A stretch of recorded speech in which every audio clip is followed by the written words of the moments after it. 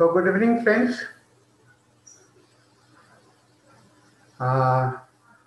हम लोग अभी तक कैली का दर्शन कर रहे थे और कैली के दर्शन में हम लोगों ने पिछले क्लास में कैली ब्रोमेटम को देखा था और आज हम लोग इसी संदर्भ में हम लोग कैली बायक्रोम को हम लोग देखने जाएंगे।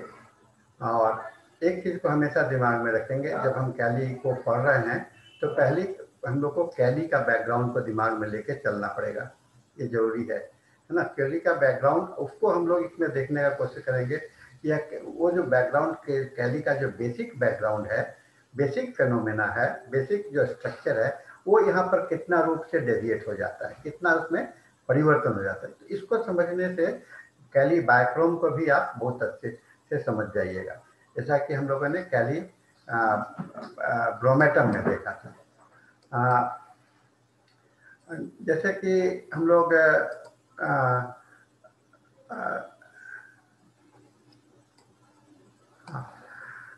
इसको कहते हैं कि क्रोमियम का अर्थ क्या होता है। Chromium is also an element और इसका डिस्कवरी हुआ था वैन क्यूलेन के द्वारा 1797 में। और क्रोमियम का मतलब होता है कलर करना। ये क्रोमियम जो है सो कलर वर्ड से आया है, ग्रीक वर्ड कलर से आया है। अब सोचो कि कैली को कलर मिल रहा है, कैली को एक रंग मिल रहा है, कैसा लग रहा है ना। कैली को एक रंग मिल रहा है और ये क्रोमियम जो है सो आयरन ओर के जैसा इंडिया में, साउथ अफ्रीका में, रशिया में सभी जगह पाया जाता है इंपॉर्टेंट ओर्स के रूप में। और पोटासियम डाइक्रोमेट इसका जो ओरिजिनल नाम है, इसे पोटासियम डाइक्रोमेट भी बोलते हैं, क्योंकि ये बाइक्रोमेट में आपको लोग बाइक में लेते हैं, लेकिन ये डाइक्रोमेट है बेसिकली। ये सिंथेटिकली जो प्रोड्यूस किया जाता है, खास करके पोटासियम बाइक्रोमेट का जो इसका सिंथेटिक प्रिपरेशन जो है, सो ये प्लांट के कलर को निकाल करके ऑक्सीडाइजिंग के रूप में और एनिलीन डाई के रूप में, ब्लीचिंग एजेंट के रूप में इसका इस्तेमाल किया जाता है। टैनिंग करने के लिए, जैसे चमड़े होते हैं ना, उसका रंग को बदलने के लिए, पेंट करने के लिए इसका बेसिकली जो इसका जनरल वे में, खास करके ये आपको फोटोग्राफी आपके ज़माने में तो नहीं होता है। फोटोग्राफी तो आप सीधे कैमरा से निकाल लेते हो। पहले को उसको प्रोसेसिंग करना पड़ता था, उसको सफाई करना पड़ता था, तो उसमें जो केमिकल्स यूज किए जाते थे उसके अंदर में ये बाइक्रोमेट का ही एलिमेंट्स को यूज किया जाता था। ये पोटासियम डाइक्रोमेट का जो सिंथेटिकली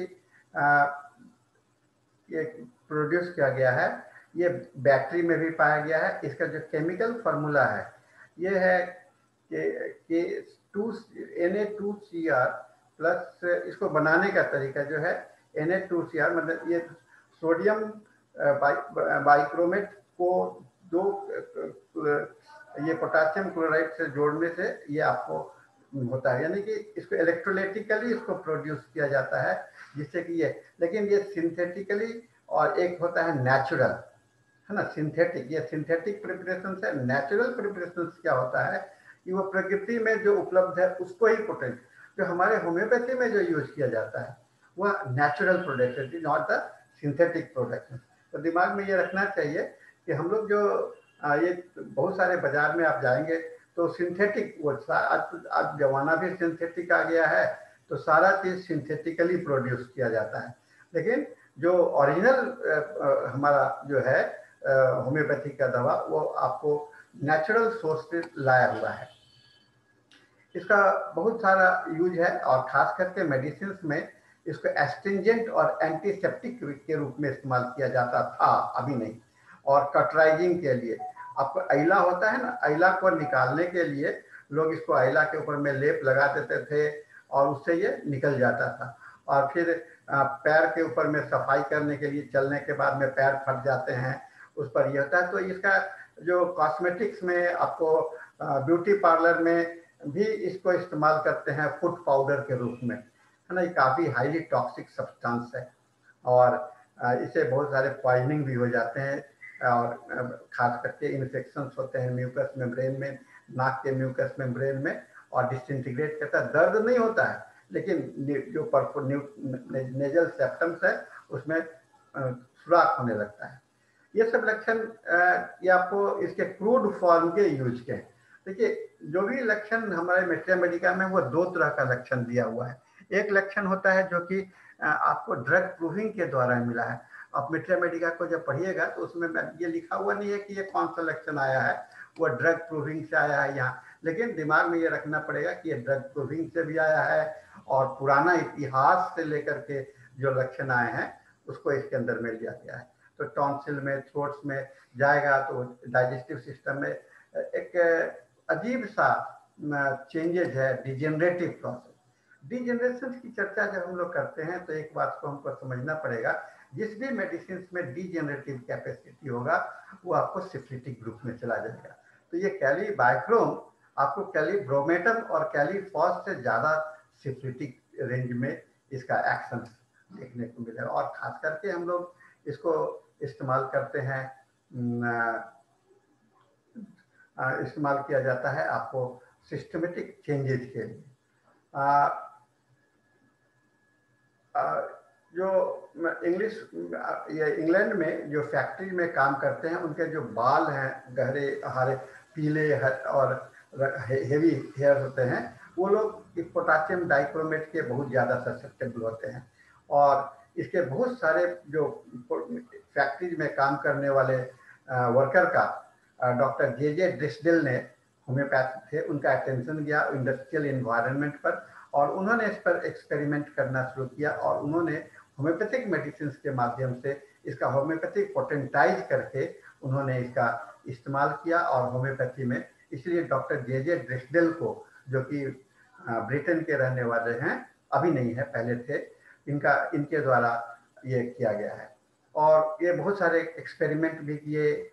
उसके बाद में ऑस्ट्रेलियन होम्योपैथ एर्नेथ physiological examination of potassium dichromate का, फिर उसके 14 एग्जामिनर के साथ में इसके पोटेंसी D1 से लेकर के C12, D1 का मतलब डेसिमल स्केल का फर्स्ट पोटेंसी से लेकर के सेंटिसिमल स्केल के 12 पोटेंसी तक 1847 में ये किया था। और वही जो इंफॉर्मेशन है वो प्रूविंग का है, वही आज हम लोगों का नॉलेज है, वही हम लोगों का इस दवा का इतिहास है ना। कैलीबाइक्रोम के विषय में डॉक्टर केंट का बड़ा अच्छा कहना है। कहते हैं कि इसके डिस्चार्जेज जो होते हैं ना वो काफी म्यूकस होता है, माने रोपी टाइप का होता है, जैसे लसलसा टाइप का हो जाता है। कहीं भी अगर आपको दिमाग में याद रखना हो तो एक बात करो कि जहां भी रोपी टाइप का देखिए डिस्चार्जेज नजर आए तो उसको हम लोग कैलीबाइक्रोम सोच सकते हैं। लेकिन एक बात तो ये भी दिमाग में रखना पड़ेगा, रोपी डिस्चार्जेज में और भी दवाइयां हैं, लेकिन आपको डिस्टिंक्ट करने के लिए दिमाग में कैलीबाइक्रोम का भी नाम आ जाना चाहिए। फिर दूसरी बात है कि ये जॉइंट में जो स्वेलिंग होगा, यह भी बहुत प्रमुख इसका रोल है।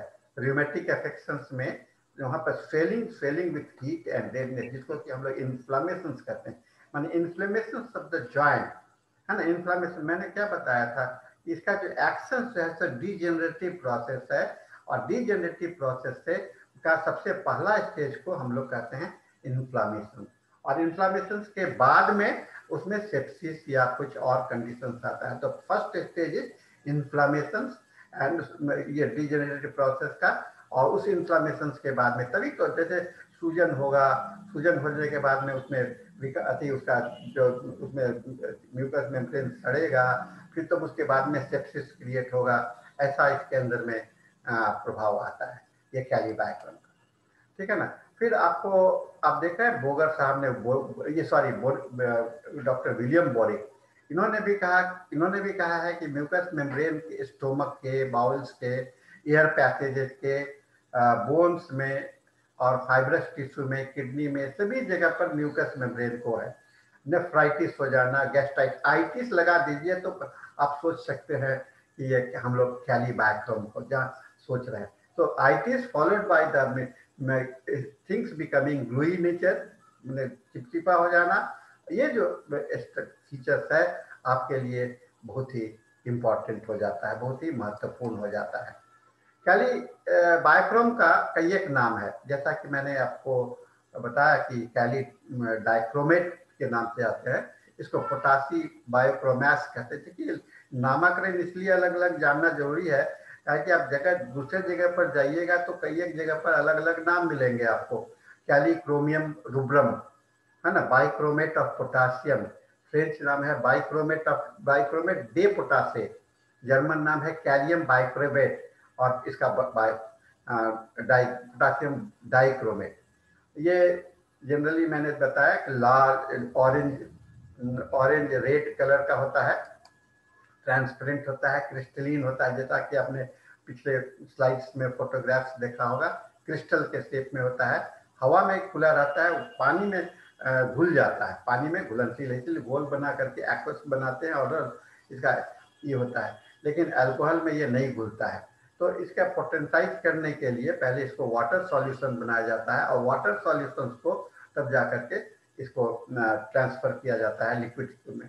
इसका ये एसिडिक होता है, लिटमस में जाएंगे तो इसमें पीएच वैल्यू इसका +7 से pH 7 से इसका ज़्यादा होता है। और आयरन ओर है इसके अंदर में 99%, जो जो नेचुरल है उसमें 99%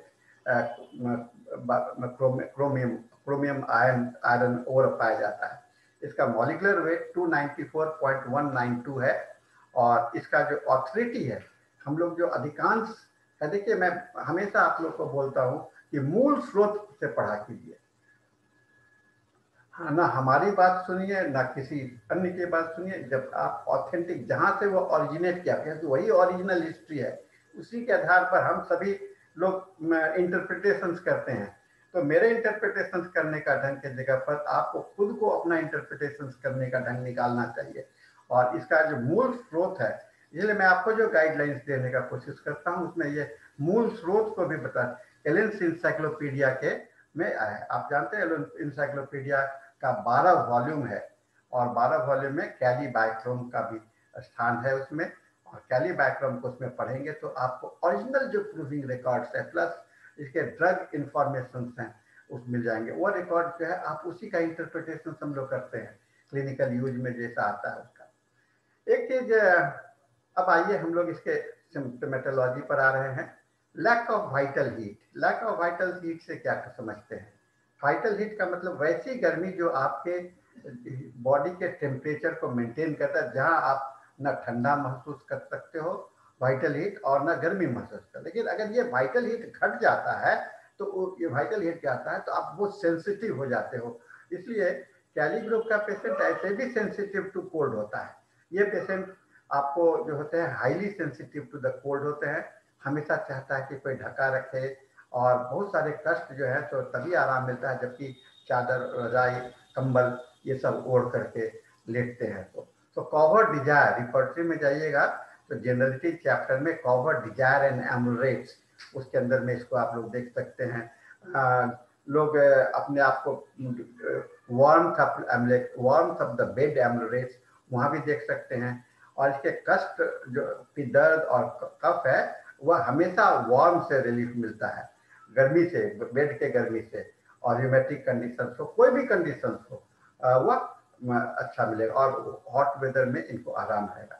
इसके मेंटल सिम्टम्स जो होते हैं जो है तो अभी मैंने जो बताया थोड़ा देरी पहले, वह आपको क्रूड फॉर्म के है, लेकिन पोटेंसी में इसके मेंटल सिम्टम्स के बहुत सारे प्रूविंग नहीं हुए हैं। ये भी सत्य है, ये भी वास्तविकता है। जो हमारा आधारित नॉलेज है, ज्ञान है, वह हम लोगों का बेसिकली प्रूव्ड सिम्टम्स पर है, ये सॉरी उसके क्रूड फॉर्म में है। लेकिन जैसे मैं बताया शुरू में आपको, जितना भी पुराना हिस्ट्री के आधार पर है, पहले ये मैथमेटिका बनाने का ये तरीका भी था, लेकिन अब धीरे धीरे उसको हम लोग मॉडिफाई कर रहे हैं। इसके इसका जो रिजेम्बलेंस है, मैं कैली बायोक्रोम में तो कुछ समानता होनी चाहिए ना सभी कैलीज के, तो इसके अंदर में एक अत्यधिक समानता होता है कैली का सभी का। और क्रोमिक एसिड के इरिटेटिंग एसिड है, क्रोमिक एसिड इरिटेटिंग एसिड होता है, तो ये इरिटेटिंग एसिड लगा देने से ये जब क्रोमियम एसिड से इसको जब कॉन्जुगेट करता है, यानी कि कंबाइन किया जाता है, रिएक्शंस कराया जाता है, तो इसके कैली बायोग्राम में आप देखिएगा इरिटेशन अलोंग विद द ये कंजर्वेटिव नेचर, माने दायरे में रहेंगे लेकिन चिड़चिड़े बने रहेंगे, दायरे में रहेंगे, एक सीमा में रहेंगे, बंधन में रहेंगे, लेकिन दिमाग में हमेशा चिड़चिड़ापन भरा हुआ रहेगा। अभी देखिए ये लाइन को मैं हर एक बार रिपीट करता हूँ, हर एक कैली ग्रुप में common traits of all kalis are conservative, regular, proper, down to the earth, lot of emphasis on morality and what is right and what is wrong, black and white issue, each of them with a slightly different flavor, थोड़ा सा इधर उधर है लेकिन सभी के अंदर में ये बेस है। something glued about him, something glue about them carry the properness of the Cali a little uh, bit further, which goes into details the perfect bureaucratics. Glued, चिपका हुआ है ना, चिपका हुआ है पे, ये इसके प्रॉपरनेस उस चीज से निकल नहीं पाता है, सो चिपका हुआ दवा जो है इसको हम लोग कहते हैं चिपकू दवा। चिपकू तक का व्यक्ति होता है, अपनी बात को अटका रहेगा, पकड़ा रहेगा, उसे उसके दिमाग से निकल नहीं सकता है। यही सही है तो यही सही है, हमारे दादाजी कह गए थे वो सही है, बस उसी के अलावा और कोई दुनिया का चीज सही नहीं है। मेरे खानदान में ये चलता है, मैं खानदान से अलग नहीं हो सकता। कैली ग्रुप के पेशेंट्स को आप देखिएगा कि बेसिकली कैली ग्रुप के patient they can not make ये love affairs outside their caste. ये हम लोग के समाज में ऐसा होता है कि कास्ट को ब्रेक करके शादी नहीं कर पाना, ये लोग तो इसके अंदर में इसकी कट्टरता तो ये खुद इनके अंदर में होता है कि कभी उस तरह का रिलेशनशिप भी एस्टैब्लिश नहीं कर पाते हैं।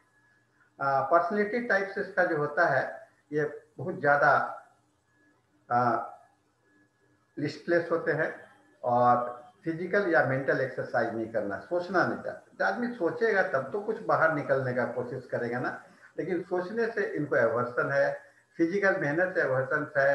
ऐसे व्यक्ति खास करके सेक्रेटेरिएट में काम कर सकते हैं, बड़ा बाबू के जैसा, क्लर्क के जैसा, जो जाएंगे दिन भर काम करेंगे, शाम को चले आएंगे, है ना। बस ये इनका है, रूटीन वे में इनका जीवन बीतता है और रिजिड है, इनफ्लेक्सिबल है, बात को सब नहीं करते हैं।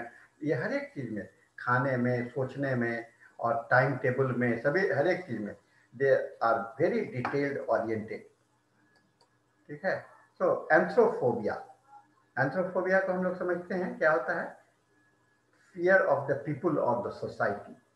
ये इसके अंदर में बहुत सारा है, जॉन हेनरी क्लार्क ने कहा है ये एंथ्रोफोबिया इसके अंदर में है। इल ह्यूमर, खुश मिजाज नहीं होते हैं, उत्साह नहीं होता है, लिस्टलेस होते हैं, एंथ्रोफोबिया होते हैं, टैसिटर्निटी होते हैं, ज़्यादा बोल नहीं पाते हैं, इनके थॉट्स जो है सो स्थिर नहीं रहते हैं, वैनिश करते रहता है, और मेंटल और फिजिकल एक्सरसाइज नहीं कर सकते हैं, एग्जर्शंस बर्दाश्त नहीं कर सकते हैं, तनाव बर्दाश्त नहीं कर सकते हैं, बहुत ज़्यादा मेहनत करना बर्दाश्त नहीं कर सकते हैं, इनके मेमोरी वीक होते हैं, और एंजाइटी जो है, इनके घबराहट जो है, क्लार्क ने लिखा, बहुत बढ़िया बात लिखा, यहाँ चेस्ट से एंजाइटी शुरू होता है। लोग कहते हैं कि मेरे दिमाग में एंजाइटी नहीं, इसको महसूस होता है कि मेरे चेस्ट में कुछ हो रहा है, उसको चेस्ट का जो फीलिंग्स है उसको anxiety arising from the chest बोला जाता है।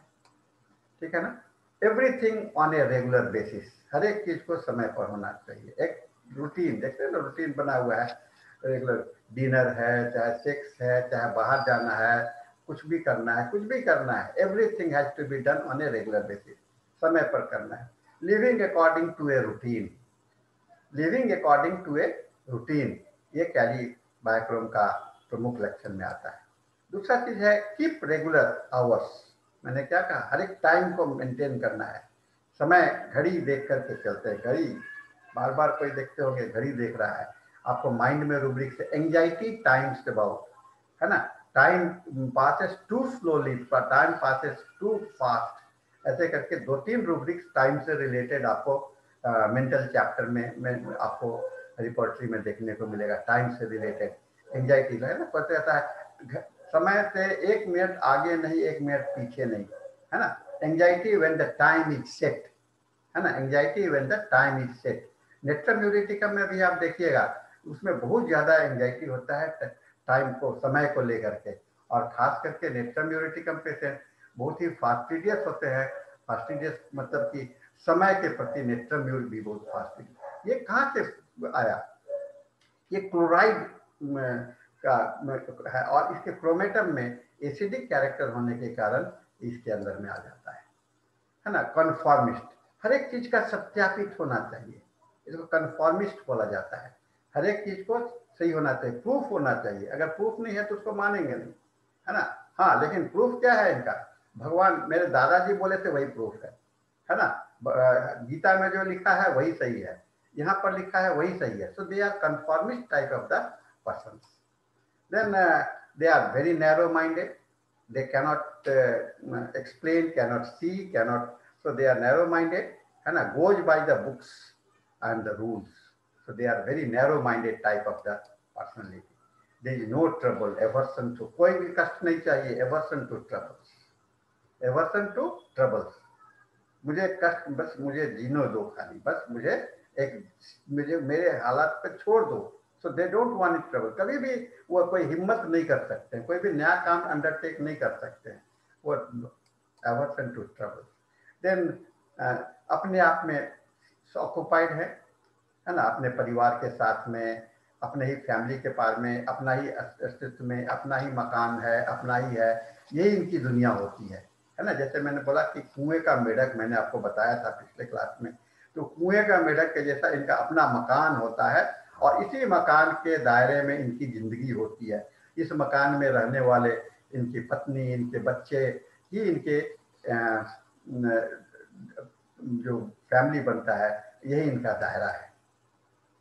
ये पेशेंट जो हैं सो काफ़ी चिली होते हैं, यानी कि ठंडा बर्दाश्त नहीं करते हैं। मैंने पहले भी देखा था, है ना, 10 ऑब्जर्वेशंस में। Becoming cold aggravates everything which getting aggravated. ये सब इसको दिमाग में बैठा करके रखने से हमें ये नहीं सोचना पड़ेगा कि पेट का ये दर्द वो दर्द वो दर्द, ऐसा नहीं। ये सभी चीज जो भी हो, सभी में ये कोल्ड से एग्रेवेट होता है। और समर जो होता है हॉट, सनी, वेट वेदर, इनके लिए वार्म वेट एग्रेवेट, है ना। समर भी एग्रेवेट करता है, स्प्रिंग भी एग्रेवेट करता है, ऑटम। ये कॉन्ट्रास्ट सिम्टम्स है।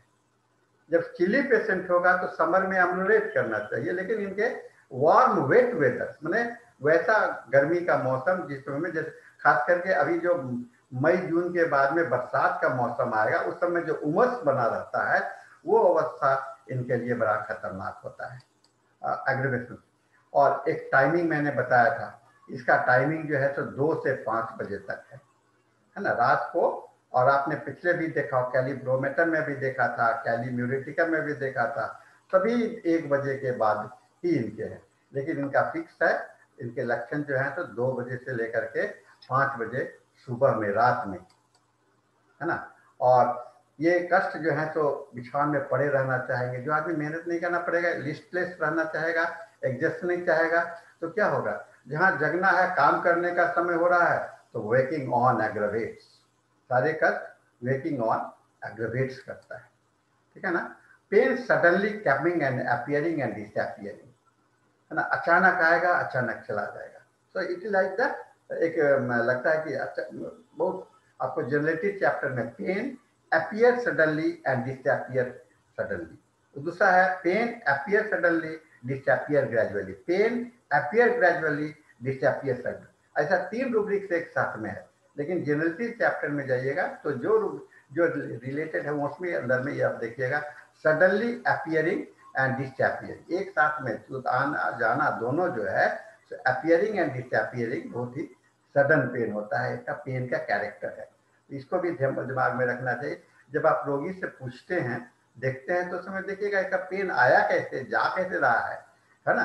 तो ये अस्थायी पेन तो कोई होता नहीं है, ये आपको समझना है।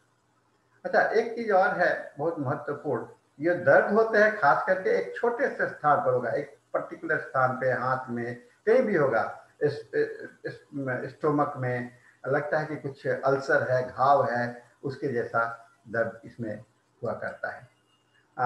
मैंने पहले भी बताया था, इसके जो डिस्चार्जेज होंगे, हर एक तरह के डिस्चार्जेज येलो या वाइट होंगे, लेकिन वह स्ट्रिंगी होगा, है ना, स्ट्रिंगी होगा, थिक होगा, यानी कि वह तार के जैसा बन जाता है, ग्लूड नेचर का ऐसा हो जाता है। और इनको खाने में जो बियर इनके लिए बड़ा प्रिय पदार्थ है, और खास करके क्रॉनिक बियर ड्रिंकर के रूप में बोर्डलैंड ने लिखा है। क्रॉनिक बियर ड्रिंकर ये फेयरली बोर्डलैंड का ये है। Sensation of hair, tongue, nostril, माने अब एक फॉर्मिकेशन रूब्रिक्स आपने देखा होगा, फॉर्मिकेशन रूब्रिक जनरलिटीज में भी है और कई एक जगह पर भी है। फेस में भी फॉर्मिकेशन, लग रहा है कि कुछ है, बाल मेरा पड़ गया, ऐसे ऐसे लोग साफ करते रहता है। तो इसके कभी जीभ में, जीभ को साफ करते रहेगा, जीभ, नाक के अंदर में कुछ है, पैलेट में है, तो ये सब सेंसेशन आपको इसके अंदर में दिखलाई पड़ता है। Pain shifted rapidly from one part to the another. Wandering rheumatic pain appears every day at the same hour. है ना, रेगुलर, है ना, हर एक चीज क्या होना चाहिए, रेगुलर होना चाहिए, 2 से 5 के बीच में ही होना चाहिए, सभी चीज 2 से 5 के बीच में होना चाहिए। तो appearing and disappearing is there, but they have to be regular also. So rheumatic affections, खास करके फाइब्रोसिस के लिए अल्टरनेटिव विद डाइजेस्टिव रिमेटिक और डाइजेशन स्कैल्टर, पेट गड़बड़ है तो पैर का दर्द आराम है, आराम, पैर का दर्द, जो जॉइंट्स का पेन आराम है, जॉइंट्स का दर्द अगर बढ़ा हुआ है तो पेट का दर्द आराम है। तो ये अल्टरनेटिंग स्टेज रिमेटिक कंडीशंस में इसका, खास करके सिम्प्लिटिक मेडिसिन का रिमेटिक कंडीशंस में बहुत बड़ा रोल होता है ना। समर इनके एग्रेवेशंस हैं, फाइब्रोसाइटिस, एक्नी, चेहरे पर मुहासा निकल जाएगा, साइटिका पेन हो जाएगा, एस्थमा बढ़ जाएगा, डिसेंट्रिक डायरिया हो जाएगा, ये समर में वगैरह। कुछ पर्टिकुलर सिम्टम्स हैं। Main remedy for the sinusitis, है ना, प्रेशर और fullness at the root of the nose पर, है ना, ये इसमें पाएंगे, मॉरिसन ने लिखा है। फिर migraine pain in small, migraine सिर का दर्द होगा तो कहेगा देखिए डॉक्टर साहब मेरा यहाँ पर दर्द हो रहा है या यहाँ पर दर्द हो रहा है, कुछ लोग कहता है कनपट्टी में दर्द हो रहा है, एकदम पर्टिकुलर स्थान बोलता है। उस समय ये लाइट नहीं चाहिए, नॉइज नहीं चाहिए, चुपचाप पड़े रहना चाहिए। और रात में कहाँ पर कब शुरू होगा, 2 बजे से 5 बजे के बीच में, है ना, काफी कस करके दबाइएगा ना तो आराम मिलेगा। फर्म प्रेशर और warm third, hard pressure ameliorates generalities में है, आगे झुकने से कष्ट बढ़ता है, ये इसके पर्टिकुलर। इसके बॉडी के जो रीजन है, कौन से अंग पर ज्यादा काम करता है, मैंने जहाँ कार्य क्षेत्र जिसको कहते हैं, इसका काम करने का एरिया जो है, सो म्यूकस मेम्ब्रेन सभी जगह होते हैं, फाइब्रस टिश्यू होते हैं, ligaments, joints, skin, circulatory system, kidney, root of the nose, tongue, penis, और right side and left side, it is both side. हमने पिछले बार में राइट साइड और लेफ्ट साइड का एक्सप्लेनेशन मैंने दिया था, ठीक है। मोडेलिटी जो होते हैं, जनरल मोडेलिटी, कोल्ड से सभी कष्ट बढ़ेगा, खास करके डैम्प, ओपन एयर, स्प्रिंग, अनड्रेसिंग से कष्ट बढ़ता है, विंटर में भी बढ़ता है, मॉर्निंग में, और 2 से 3 बजे नींद खुल जाएगी, उसके बाद में जीभ को बाहर निकालने से, हॉट वेदर, बियर, अल्कोहल और suppressed catarrh, better by heat, motion, cold weather ameliorated by the skin, cold weather में इसके स्किन कम हो जाते हैं, और eating, vomiting, short slips motion से इनको कष्ट आराम मिलता है। इनको खाने में जो है, सॉरी यहाँ पर मॉडलिटी में ये फूड है, इन्हें मीट नहीं अच्छा लगता है, वाटर नहीं अच्छा लगता है, पानी किसी भी प्रकार का पेय अच्छा आता है, स्मोकिंग नहीं अच्छा लगता है, इनको इच्छा है बियर, कोल्ड ड्रिंक, सावर और वाइन से, इनके कष्ट बियर से बढ़ जाते हैं, खाना देख करके कष्ट बढ़ जाता है, मीट से कष्ट बढ़ जाता है, मीट के देखने से भी कष्ट बढ़ जाता है, और कॉफी से भी, है ना। तो हम लोग आज के दवा में हम लोगों ने क्या देखा, 5 इसके प्रमुख बिंदु हैं। पहला बिंदु है आपका न्यूक्लियस पॉइंट है, रेगुलरिटी, जो कि कैलिज का कैरेक्टर है। दूसरा है 5 बजे, फिर regular and periodic, regular and periodic, regular भी है और पीरियोडिक भी है, ठीक है, अल्टरनेटिंग है, ये दिमाग में बैठा। पेन जो होते हैं तो स्मॉल स्पॉट्स में होते हैं, और चिली फिश पर्सन है, और इसके डिस्चार्जेस कैसे होंगे, ठीक होगा, है ना, ठीक डिस्चार्जेस होगा, स्ट्रिंगी डिस्चार्ज होगा, येलो टाइप का होगा, और क्रॉनिक होने पर थोड़ा सा येलो होता है, जनरल पर ये व्हाइट रहता है। तो यही इसके क्या लिए बायोक्रोम है नक्सेल में। इसको आप लोग एक primary medica dictionary of the homeopathic mathematica Clarke के डिक्शनरी से एक बार देखिए, क्योंकि क्लार्क का डिक्शनरी एलेंस के इंसाइक्लोपीडिया को देखना डिफिकल्ट है, लेकिन क्लार्क का डिक्शनरी जो है प्राइमरी ओरिजिनल बुक्स में माना जाता है इंफॉर्मेशन में, वहाँ भी आपको इसका अध्ययन करिए और देखिएगा। एक बार सुनने के बाद में एक बार किताब पर नोट लेना बहुत जरूरी होता है। तो इसके बहुत ही एमिनेंट फीचर्स हैं। Discharges from mucous membrane in the tongue, ऐसा कि हेनरी क्लार्क ने कहा, punched out perforated ulcers alternating and shifting conditions, pain to wander from one part to the another. ठीक है ना। तो हम लोग आज का ये जो समरी है के साथ में हम लोग आपका लेक्चर को समाप्त करेंगे। And thank you very much. अगर आपको कोई सवाल होंगे आपके मन में, तो मेरे को लगता है कि आपका कंप्यूटर कह रहा है कि समय नहीं है, केवल 2 मिनट बचा है, और आप हमको सवाल भेज सकते हैं हमारे मेल पर risdth@gmail.com। व्हाट्सएप नंबर देखिए यहाँ पर गलत लिखा हुआ है, 9431020622 पर आप मेरे से सवाल कर सकते हैं, पूछ सकते हैं किसी भी। And don't hesitate in asking questions, है ना। प्रश्न पूछने में कभी भी घबराहट नहीं होनी चाहिए, बेचैनी नहीं होनी चाहिए। ठीक है। तो मैं आज का लेक्चर हम लोगों का यहाँ पर समाप्त होता है। तो thank you very much. If you have any questions, I don't feel will be able to reply to you because lack of the time, and so let's hope we shall be meeting again with I think कैलीफॉस बच गया है ना इसके आपके syllabus का, तो हम लोग नेक्स्ट क्लास में कैलीफॉस पर टेकअप करेंगे और हम लोग फिर आगे चलेंगे। ओके, तो थैंक